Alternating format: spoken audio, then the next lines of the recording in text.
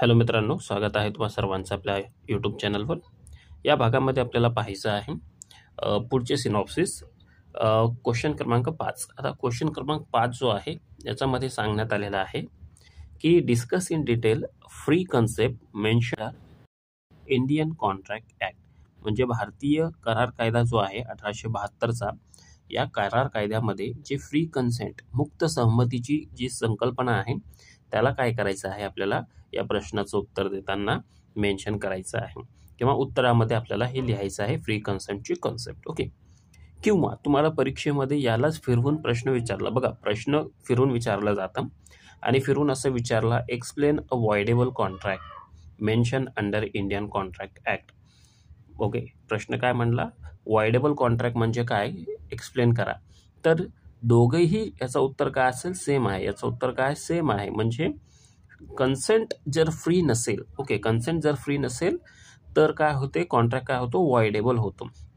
हाच यानं काय केलेला आहे, इथे फिरून विचारलेला आहे. ओके, तर याचे जे काही सिनॉप्सिस आहे ते आपल्याला सिनॉप्सिस इथं लिहायचं. म्हणजे आता ही सिनॉप्सिस जे आहे, तुम्हाला सिनॉप्सिस म्हणजे काय मी तुम्हाला सांगितलं की सिनॉप्सिस म्हणजे तुम्ही जे काही उत्तर लिहिणार आहे त्याचा कच्चा आराखडा, त्याचा काय कच्चा आराखडा. ओके, आता या पॉईंटच्या आधारे तुम्ही काय करणार, तुमचं उत्तर जे काय आहे त्याचं विश्लेषण करणार. मग पहिला पॉईंट काय असेल तुमचं, पहिला पॉईंट तुमचा असेल तुमचा इंट्रोडक्शन. ओके, इंट्रोडक्शन, परिचय.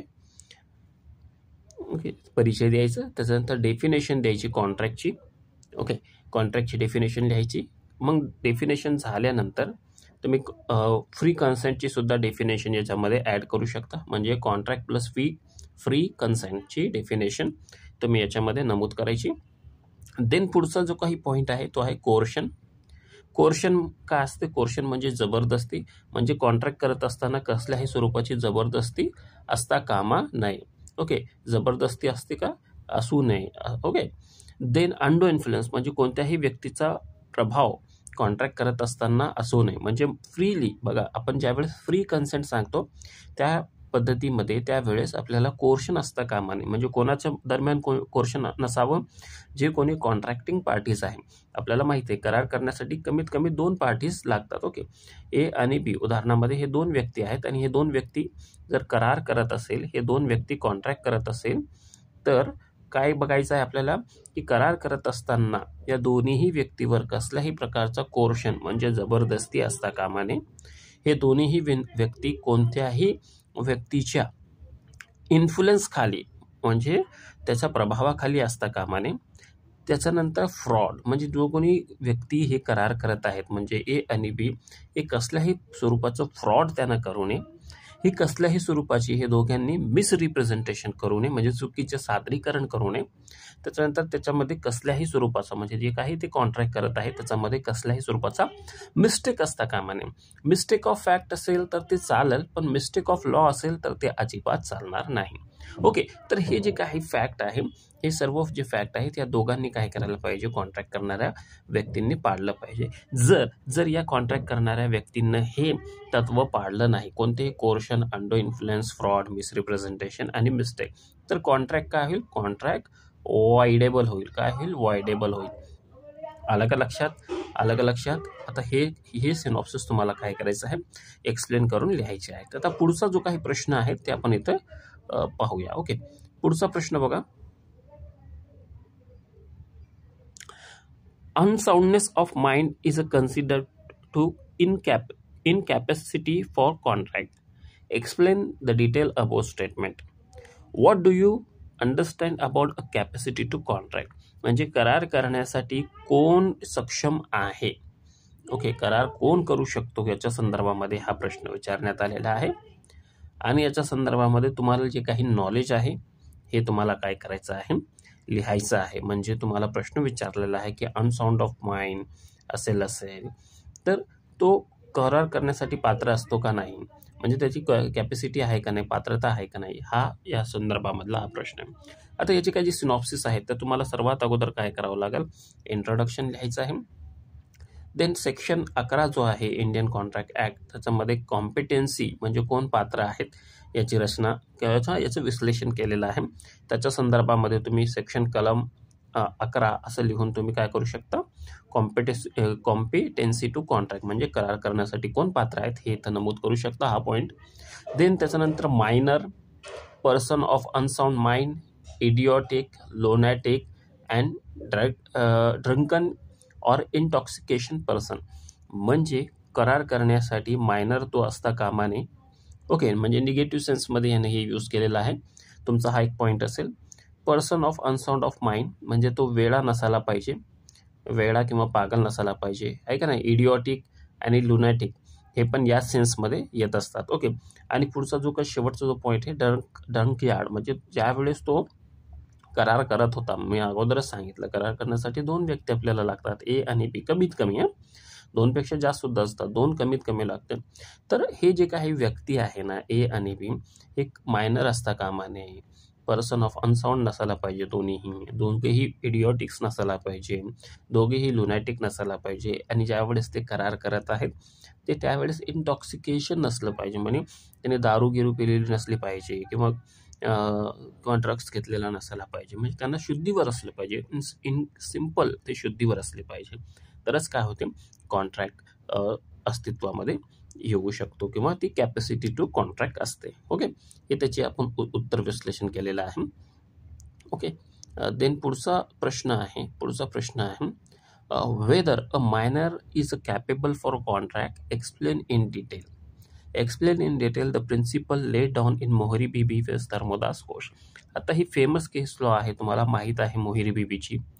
ही प्रश्न परीक्षेमध्ये वारंवार विचारला जातो 15 मार्कासाठी किंवा लॉंग क्वेश्चन्समध्ये तुम्हाला हा प्रश्न विचारला जातो की याच्यामध्ये मोहरी बीबीच्या केसनुसार तुम्हाला काय लक्षात आलं हे तुम्हाला इथं एक्सप्लेन करायचं आहे. ओके, पहिलं आहे बघा, याचा इंट्रोडक्शन तुम्ही लिहिणार आहे का नाही, प्रश्न विचारल्यानंतर. देन 11 कलम जो आहे कॉम्पिटेन्सी टू कॉन्ट्रॅक्ट म्हणजे करार करण्यासाठी कोण कॉम्पिटंट आहेत म्हणजे पात्र आहेत. देन तुम्हाला मोहरी बीबीची जी केस आहे त्याचं सायटेशन देऊन त्याचे फॅक्ट एक्सप्लेन करायचे आहे. ओके, देन तुम्ही मग हे 1 बाय 1 करून पॉईंट तुम्ही इथं मेन्शन करू शकतात. मग या केसनुसार बरं, ही पूर्ण केस वाचल्यानंतर तुम्हाला काय करायचं आहे, लिहिल्यानंतर हे 1 बाय 1 करून तुम्हाला पॉईंट्स लिहायचे. पहिलं काय आहे, वॉइड ॲग्रीमेंट होईल का, कारण जो मोहरी बीबीमध्ये जो मुलगा असतो तो मायनर असतो आणि मायनर मुलासोबत जर एखादा करार केला तर करार कसा असतो, वाईड असतो, आहे का नाही. नो रॅटिफिकेशन म्हणजे आपल्याला तो परत घेता येत नाही. नो स्टॉपल आपल्याला तो स्टॉप करता येत नाही. रेस्टिट्यूशन फॉर फ्रॉड हा सुद्धा तुम्ही इथं लिहू शकता. मायनर्स लिॲबिलिटी फॉर टॉर्ट, मायनरची टॉर्ट अंतर्गत काही लिॲबिलिटी येऊ शकते हे तुम्ही लिहू शकता.